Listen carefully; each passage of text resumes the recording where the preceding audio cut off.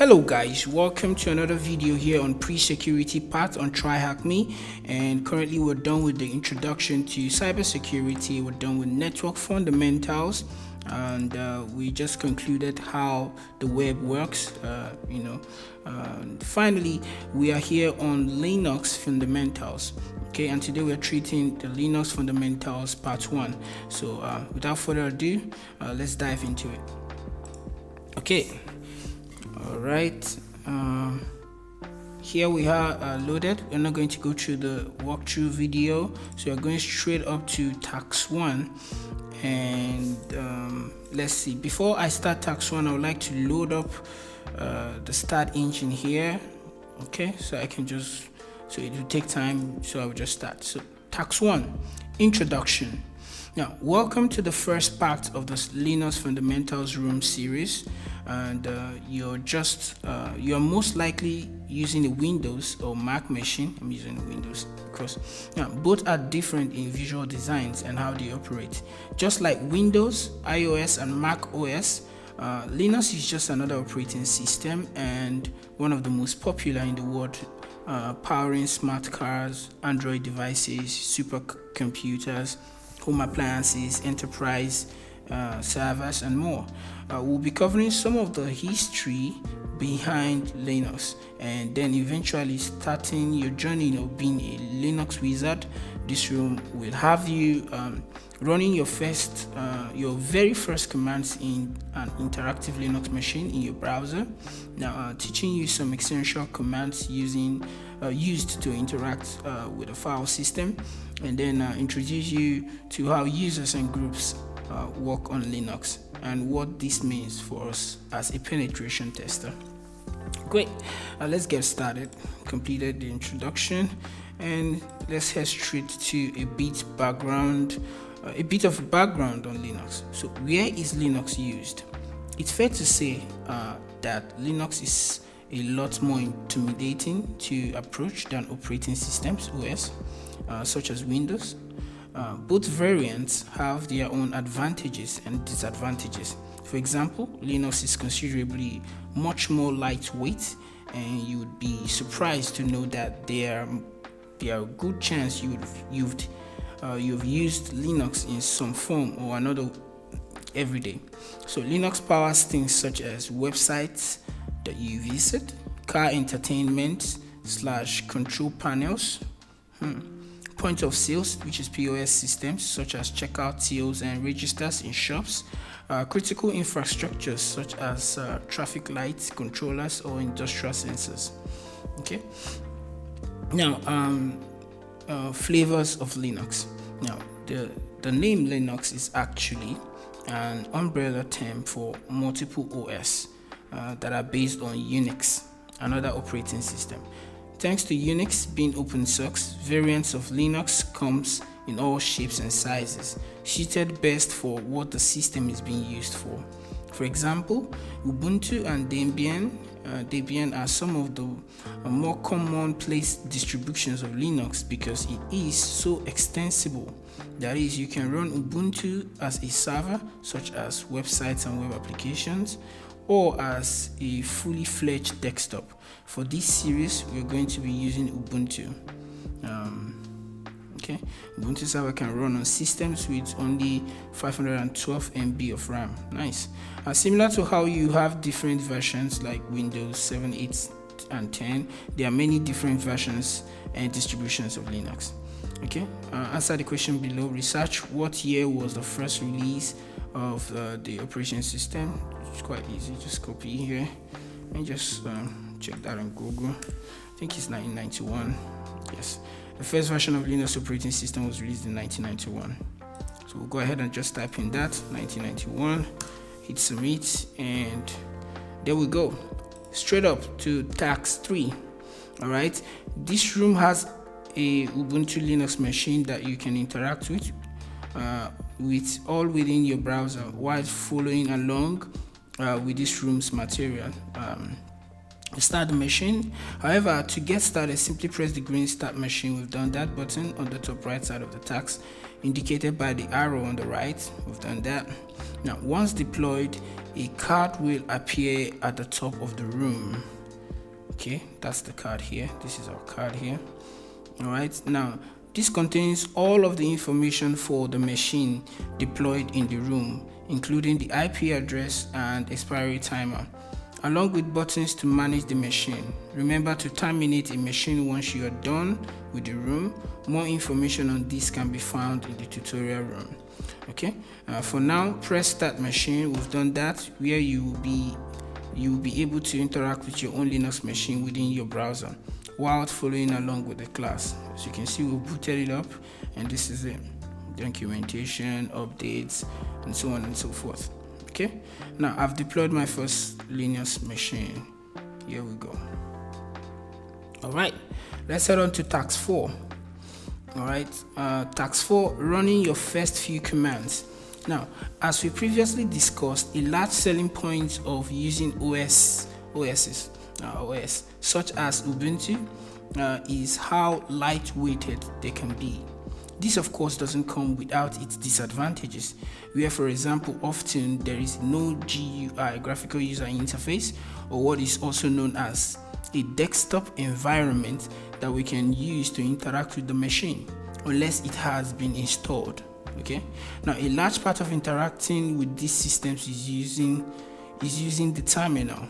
Okay, now the terminal is purely text based and it's intimidating at first. However, if we break down some of the commands, after some time you will quickly become familiar with using the terminal. All right, now this is what the terminal looks like, just like we have here. I think this is terminal, of course. Now we need to be able to do basic functions like navigate to files, output their contents, and make files. The commands to do so are self-explanatory once you know what they are, of course. Now let's get started with two of the first commands, which I have broken down in the table below. The command and the description. Echo, output any text that we provide. Who am I? Find out what user we are currently logged in as. I think we should start here. I'm going to use Ctrl-L just to clear what we have here. So Ctrl-A is like clear, or you can type in CLEAR, and that will clear whatever was there before. So the first thing is echo, and now echo means whatever you put after echo comes out. So if I echo my name is Amy, hit enter, it will give you my name is Amy. So if I say echo Tryhackme, okay, and enter, it will just give me Tryhackme. So output any text that we have provided. Now the second is who am I? Find out what user we are currently logged in as. So I want to know who I am. So who am I? Yes, and text tells me I'm Tryhackme. So we're currently logged in as Tryhackme. Okay, see the snippets below for the example of each of the commands being used. So echo hello friend to give you hello friend. Use who am I to find out the username of who we are logged in as. We've done that. So let me do that echo again. Sometimes you use these parentheses just to use my name is. Okay, yeah, so we've done that. Now if we want to output the text Tryhackme, what would our command be like? So our command will just be echo, and then that will be try, and that will be hack me. Hit enter, that gives it up. What is the username of who you're logged in as your deploy Linux machine? That is Tryhackme. We've done it. This is it. When we type who am I, Tryhackme. So let me just complete that here. Tryhackme. And that's it for the task 4. Let's head on straight to task 5 here. Now task 5 is interacting with the file system. All right, now so far we have only covered the echo and who am I commands.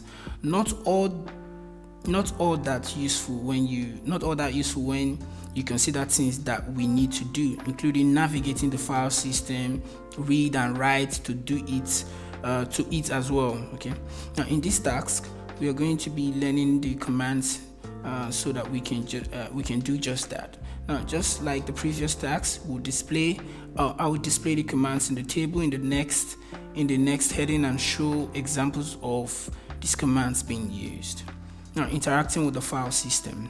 As previously stated, being able to navigate the machine that you are logged into without relying on a desktop environment is pretty important. Now, after all, what's the point of logging in if we can't go anywhere? Of course, command full name ls listing, cd change directory, cat concatenate, pwd print working directory. Right, we're going to see what all this does. Listing files in our current directory, the ls. Before we can do anything such as finding out the contents of any files or folders, we need to know what exists in the first place. Now, this can be done using the ls command, short for listing. Now, once we type in ls on our page here, on our terminal, we're able to get the things that are available here. Okay, so ls to print out whatever is there. So in the screenshot above, we can see there are the following directories or folders. Important file, my document, notes, and picture. In our case here, we have access.log, folder 1, folder 2, folder 3, and folder 4. Now, great, you can probably take a guess as to what to expect a folder to contain given by its name. My documents will contain documents, notes will contain notes, pictures, and so on and so forth. Now, pro tip, you can list the contents of a directory without having to navigate to it by using ls and the name of the directory, like ls pictures. So in our case here, let's just use ls folder. If I hit the tab button, I'll be able to complete the folder. Folder 1, there's nothing in it. ls folder, I'll use folder 2, nothing in it. And then ls folder 3, nothing. And lastly, ls folder 4, probably something here, note.txt. Okay, so that's how you can be able to read whatever that is inside. So ls first will show you everything that is in it, and so on and so forth. So let's head on to continue. Changing our current directory. Now note that we know what folders exist. We need to use the cd command, short for change directory, to change to the directory, to that particular directory. Say if I want to open the pictures directory, I'll do cd pictures, where again we want to find out the contents of these pictures. So directory to this pictures directory, and to do so we'll use the ls again. So once I use cd pictures, for example, I get into the pictures directory, then I can use ls to see whatever that is inside. So for example, we used ls folder to see what is in folder 4, but we were not in folder 4 directory. So to go into folder 4, we use cd to change the directory. Let's go to folder 4. Okay, and we hit enter. So this takes us into folder 4. So if you watch, this has changed. Now we have folder 4. Now we'll now use ls, and then it will give us what is inside folder 4. Like we did ls folder 4 here. So the listing what is in folder 4 give us note.txt. If we change directory to folder 4 and use ls again, it will still give us note.txt. Alright, so in this case, it looks like there are 4 pictures of the dogs, yes, on the example. Now, outputting the contents of a file, cat or concatenate. Now, whilst knowing about the existence of files is great, it's not all that useful unless we're able to view the contents of them. Now, we will come on to discuss some of the tools available to us that allows us to transfer files from one machine to another in a later room. But for now, we are going to talk about simply seeing the contents of the text files using a command called cat. Okay, now cat is short for concatenating, and it is a fantastic way for us to output the contents of files, not just text files. All right, in the screenshot below, you can see how I have combined the use of ls to list the files with a directory called documents. Okay, Tryhackme document ls, we saw to-do.txt.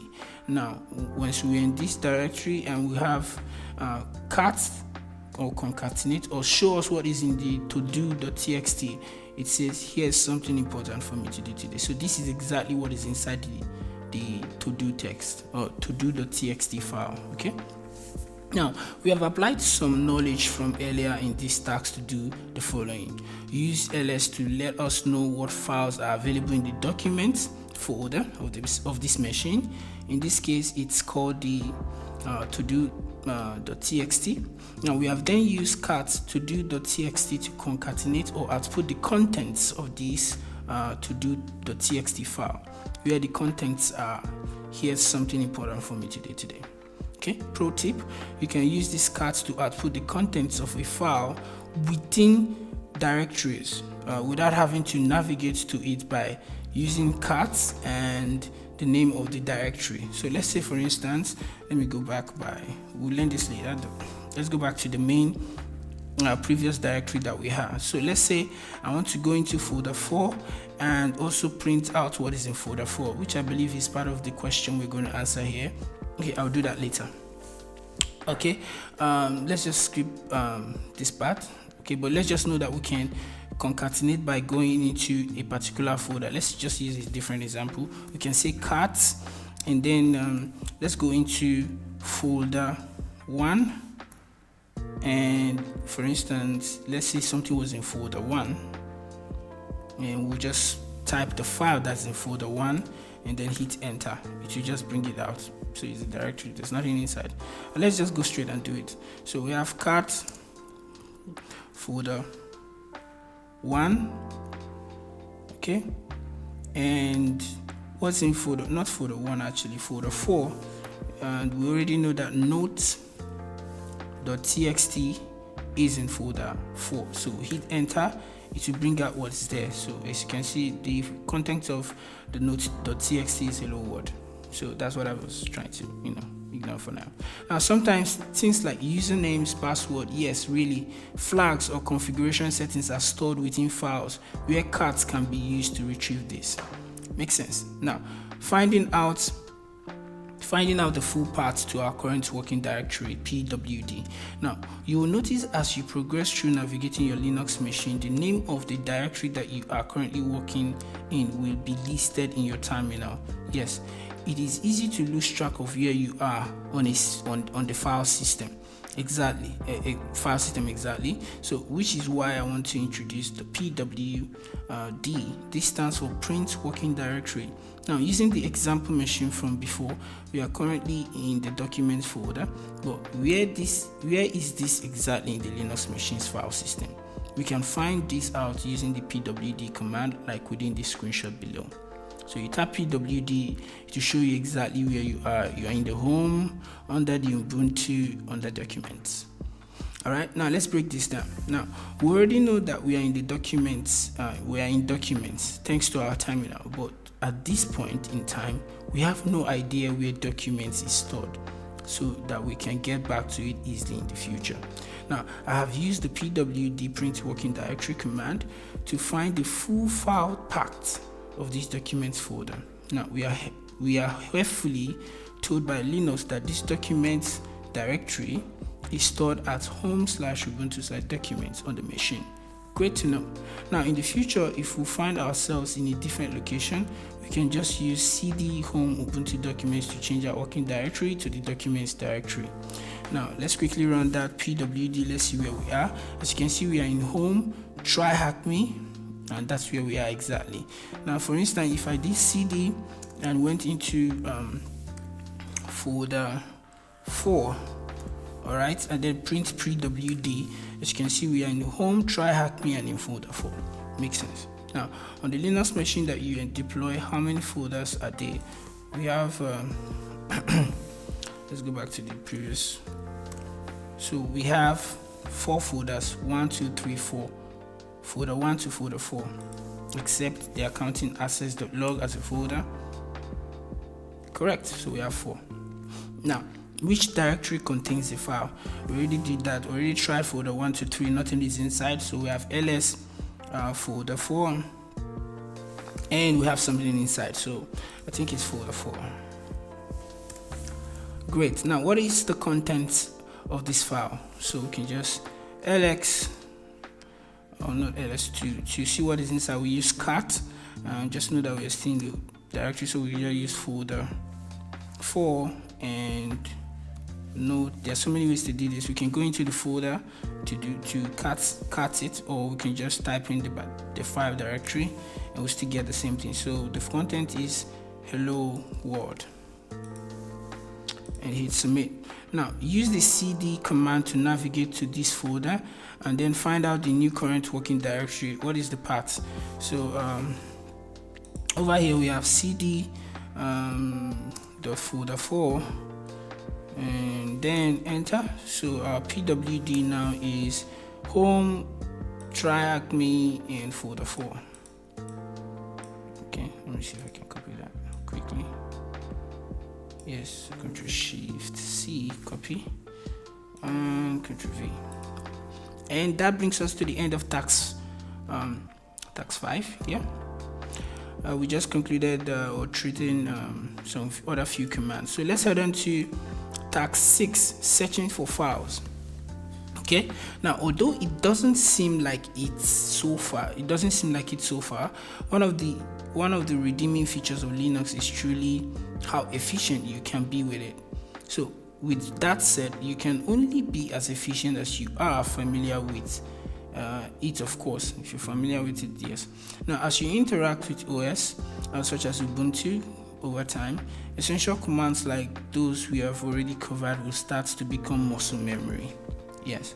Now one fantastic way to show to show just how efficient you can be with the systems like this is using a set of commands to quickly search for files across the entire system that our users has access to. No need to consistently use cd and ls to find out what is where or wherever you're looking for. So instead, we can use commands such as find. That's straightforward to automate things like this for us. Now, this is where Linux starts to become a bit more intimidating to approach, but we'll break this down and ease you into it. Okay, using find. Okay, now the find command is fantastic in the sense that it can be used both very simple or rather complex, depending upon what it is you want to do exactly. However, let's stick to the fundamentals first. Now, take these snippets below. We can see a list of directories available to us. We already did that ls. Let me just clear the page here, ls. Okay, let's go back to the previous page by cd ... Alright, ls, so we can see all the folders available. Okay. Now, of course, directories can contain even more directories within themselves. It becomes a headache when we are having to look through every single one just to try and look for specific files. We can use find to do just this for us. Okay. Now let's start simple and assume that we already know the name of the file we are looking for, but can't remember where it is exactly. In this case, we're looking for password.txt. Okay, if we remember the file name, we can simply use find-name password.txt, where the command will look through every folder in our current directory for that specific file, like so. Okay. So find-name password.txt, it will give you where exactly it is. In this case, let's look for, we remember it's what was our case?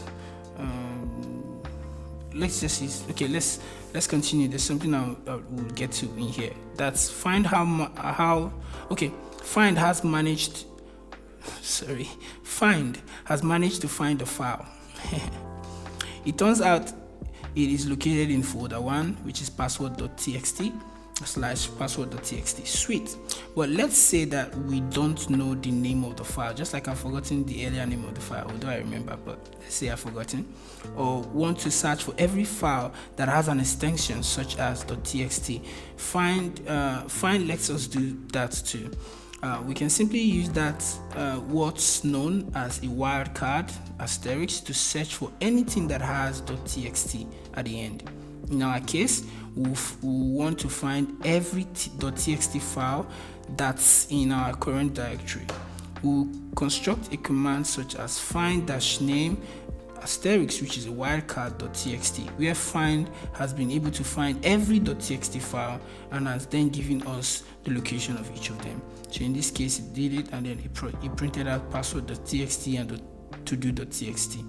Okay, now find has managed to find password.txt located within folder 1, to-do.txt located within documents. That wasn't so tough, huh? Okay, let's practicalize this here.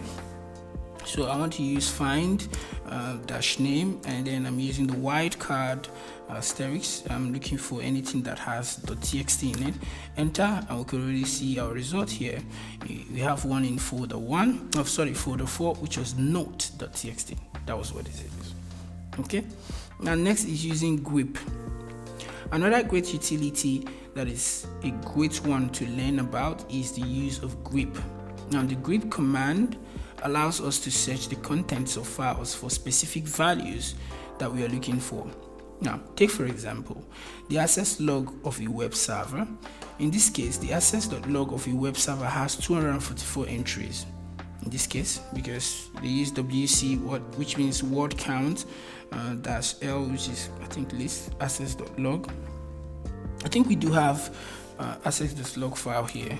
Let's try the word count.l access.log. Here we have 302 access.log files, I guess. Now let's continue. Now, using a command like cat isn't going to cut it too well here because there's a lot. Let's say, for example, if you wanted to search these log files to see the things that a certain user or IP address visited, looking through 344 entries isn't all that efficient, considering we want to find a specific value. Now, we can use grep to search the entire contents of these files for any entries of the value that we are searching for. Now, going with the example of a web server's access log, we want to see everything that the IP address 81.143.211.90 has visited. Note that this is fictional. Okay. Alright, now using the grep to find out entries with the IP address, alright, we do grep the IP address in quote and then access.log. Okay, grep this is basically like grep this from access.log. Then it will give us the answer and basically everywhere it is visited. So grep has searched through this file and has shown us any entries of what we have provided, and that is contained within this log file for the IP. Okay, now use grep on access.log to find the flag that has a prefix of THM. What is the flag? Okay, in this case I can use grep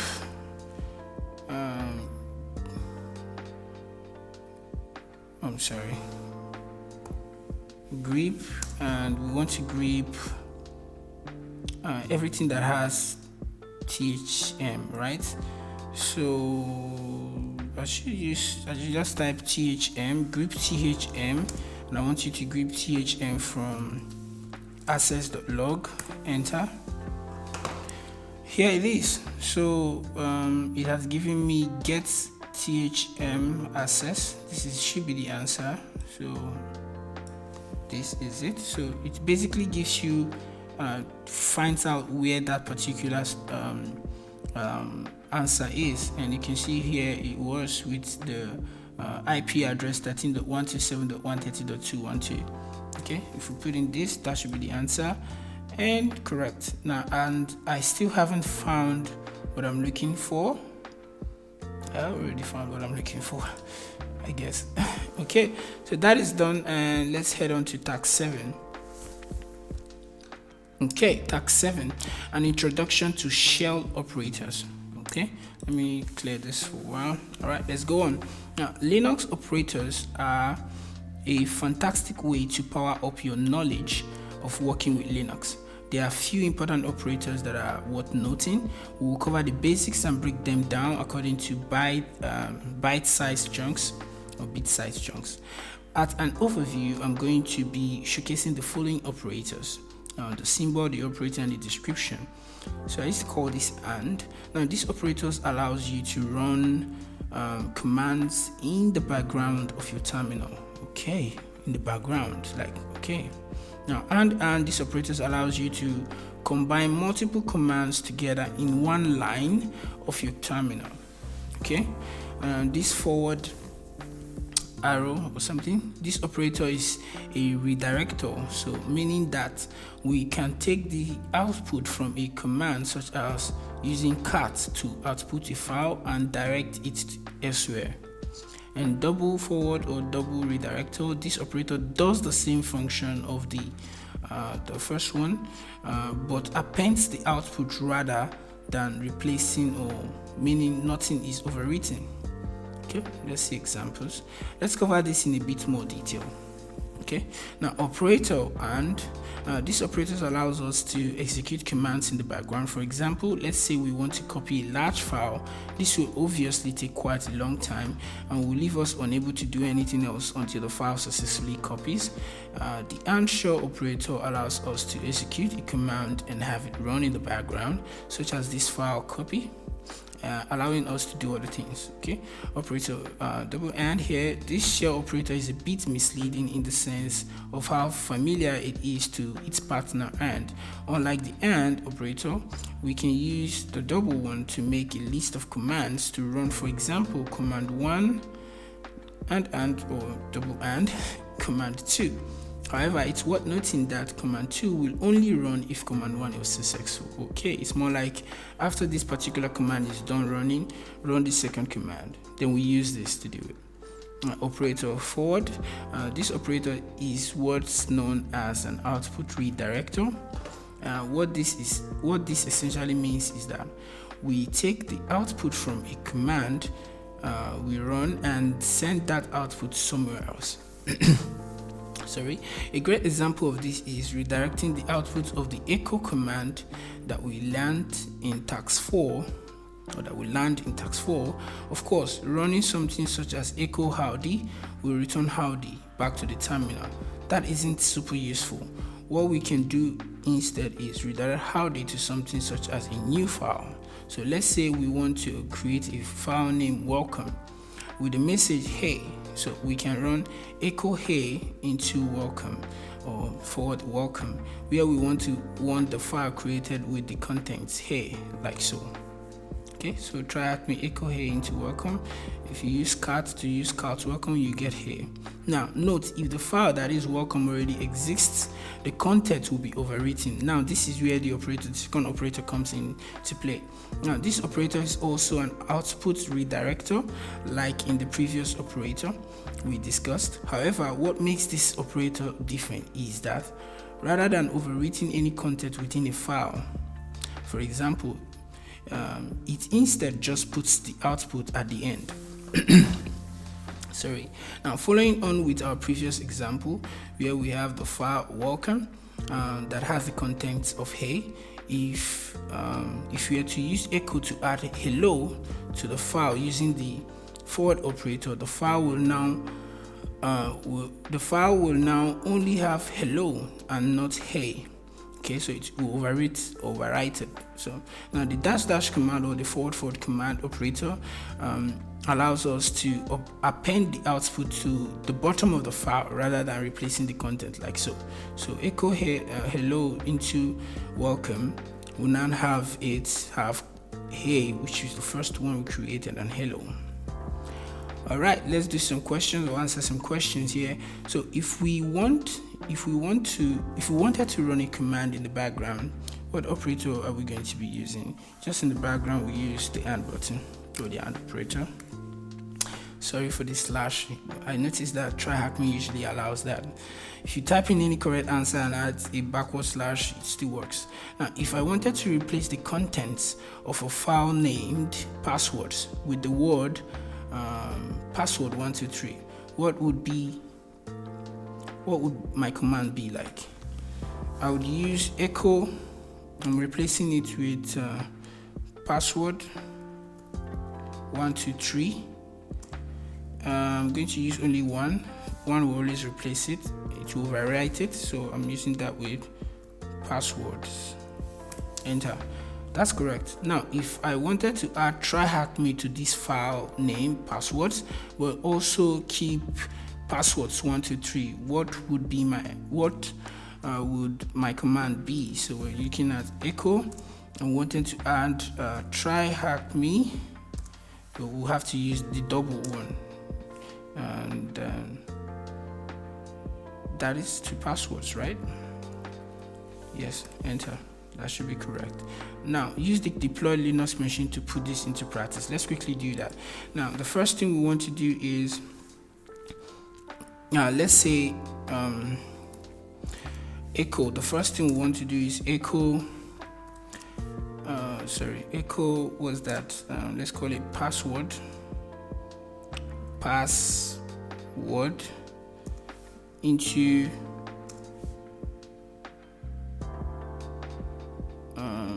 passwords.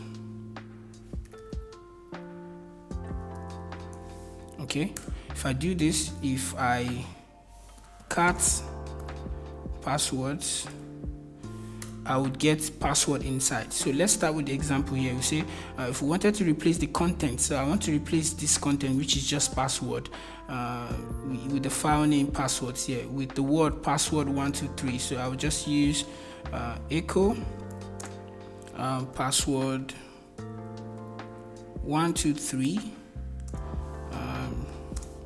into passwords.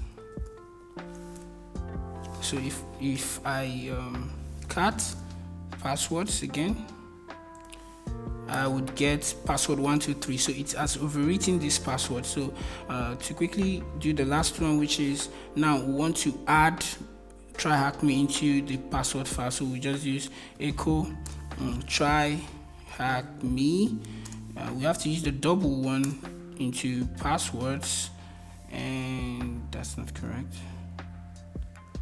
All right, if you enter, then if we say cut passwords,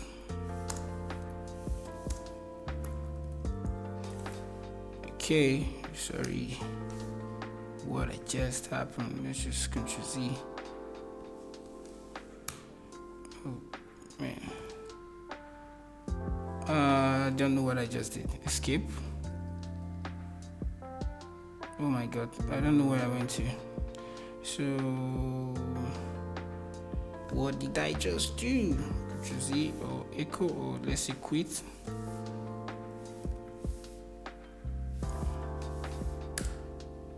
Okay, I think I'm back. Let's just quickly do that. Let me clear this. I don't know what I actually did. Oh my god.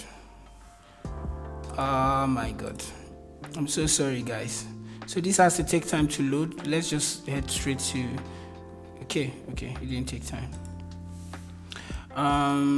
Control L, and let's list and see if all the things I did was there. Yes. So lastly, we're trying to check what was in the passwords to see if it added Tryhackme, and we have password 123 and Tryhackme. So we just completed that. Lastly, let's head on to task 8. Now, conclusions and summaries. Nice work on getting to this stage. We covered quite a bit for your first interaction with Linux. However, there are the most essentials like functions you're going to be using whenever you interact with a Linux machine. I hope this room hasn't been too daunting for you to power on through with. It is, as I previously mentioned, you're going to become familiar with these things very quickly because of how often you're going to be using them. Now, to quickly recap, we have covered the following: understanding why Linux is so commonplace today. Now, interacting with your first ever Linux machine, ran some of the most fundamental commands, had an introduction to navigating around the file systems and how we can use commands like find and grep to making finding data even more efficient. Now, power up your commands by learning about some of the importance of shell operators. Okay, we just did that. Take some time to have a play around in this room. When you feel a little bit more comfortable, progress onto Linux Pack 2. We're going to do that next. I'll have a play around. Okay, you can do that on your own. Thank you for learning with me. As we head on to last task 9, visit part 2 of the Linus Fundamentals series. we do that tomorrow. Terminate the machine deployed in this room from task 3, and we just did that, and we just did that. Now join Linus Fundamental Part 2. Great. So we're done with this room, the Linux Fundamentals Part 1. Thank you for learning with me. Thank you for studying with me. I'll see you guys in the next room, Linux Fundamentals Part 2. Do have a lovely day, and ciao.